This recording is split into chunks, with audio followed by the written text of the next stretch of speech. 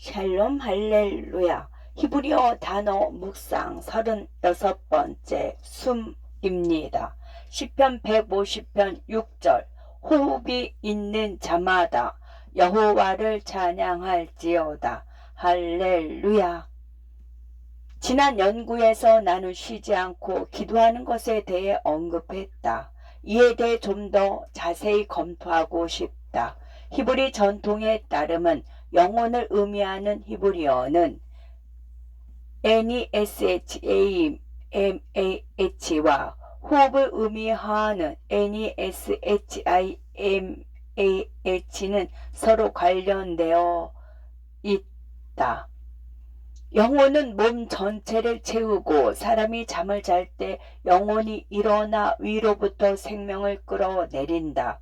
마찬가지로 사람이 숨을 쉴 때마다, 즉 숨이 아래에서 그를 떠났다가 위에서 다시 돌아오는 것처럼 하나님을 찬양해야 한다. 하나님은 우리가 잠든 시간뿐만 아니라 매 순간 우리의 숨결을 새롭게 하시기 때문이다.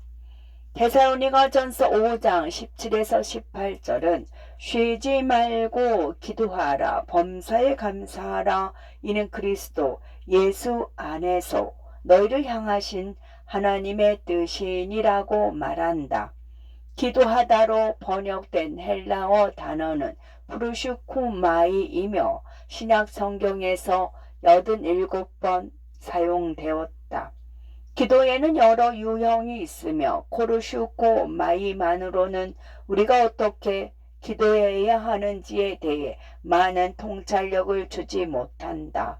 그래서 기도에 대한 히브리어와 그 의미를 살펴볼 필요가 있다. HARIM은 극찬하다, BEREC는 축복하다, GIL은 기뻐하다, HAGAH는 묵상하다, HISTAHAWAH는 경배하다 또는 엎드려 절하다, ANAH는 한숨 짓다 또는 깊은 감정을 표현하다를 의미한다.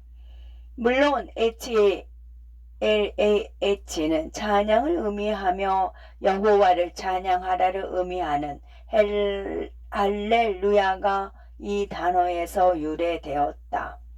나는 히브리어로 PAL이 있는데 종종 기도하다로 번역되지만 구체적으로 하나님께 간구하다 또는 하나님께 겸손히 찬양하다를 의미한다. 70인역은 PALA를 헬라어로 프로슈코마이를 사용한다. 따라서 바울이 우리에게 쉬지 말고 기도해야 한다고 말했을 때 우리가 끊임없이 겸손하게 하나님께 찬양을 드려야 한다는 의미였다. 바울은 공간을 차지하거나 경건하게 들리게 하거나 또는 사람들이 그의 책을 사도록 하기 위해 데살로니가 교인들에게 보낸 그의 첫 번째 편지에 이 구절을 넣은 것이 아니다. 이는 하나님의 명령이고 그분의 말씀이다. 더 깊이 살펴볼 질문은 이것이다. 깨어 있을 때나 잠들어 있을 때나 어떻게 쉬지 않고 하나님을 찬양할 수 있을까? 아마도 히브리 전통은 이와 관련하여 어떤 의미가 있었을 것이다. 출애굽기 4장 10절에서 모세는 언어 장애가 있음을 고백한다.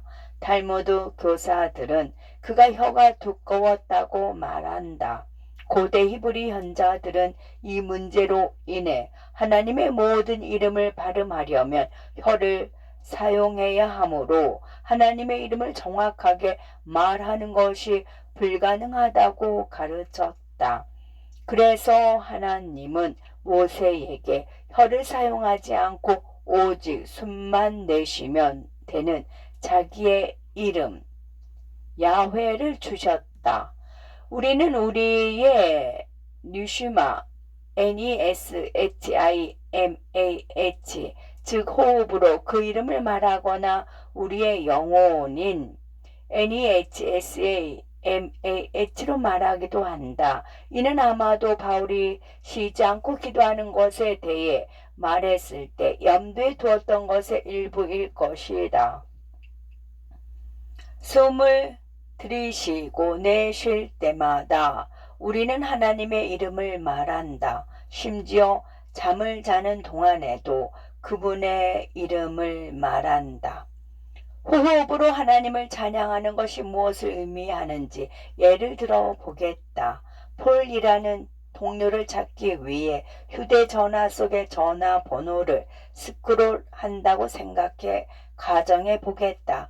폴 하고 중얼거리는데 마침 옆에 폴이라는 사람이 있었다. 그 폴이 나를 쳐다보며 예? 저요? 라고 물었다. 죄송합니다. 당신을 부른 것이 아니라 혼자 중얼거린 거예요. 마찬가지로 우리가 숨을 쉴 때마다 야훼 야훼라고 말한다. 하나님께서 왜? 그러면 우리는 아니요 그냥 중얼거렸어요.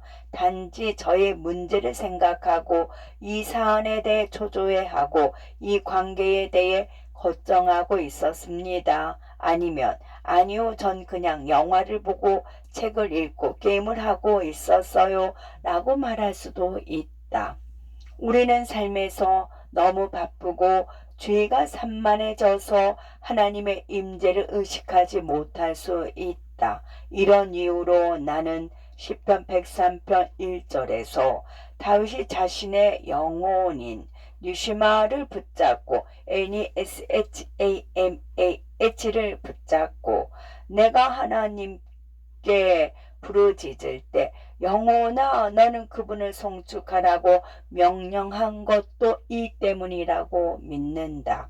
우리는 다윗이 행한 것을 행하고 우리의 영혼이 하나님을 찬양하도록 의식적으로 일깨워야 한다. 우리는 때로 우리 영혼의 멱살을 잡고 주님을 찬양하라고 명령해야 한다. 당신은 이렇게 시도해보고 싶을 수도 있다. 밤에 잠자리에 들기 전에 하나님의 임재로부터 멀어지게 하는 어떤 활동에 들어가기 전에 당신의 영혼에게 주님을 축복하고 찬양하라고 명령해 보라. 그러면 숨 쉴 때마다 하나님을 찬양하게 될 것이며 바울이 쉬지 말고 기도하라고 말한 것이 무엇을 의미하는지 알게 될 것이다.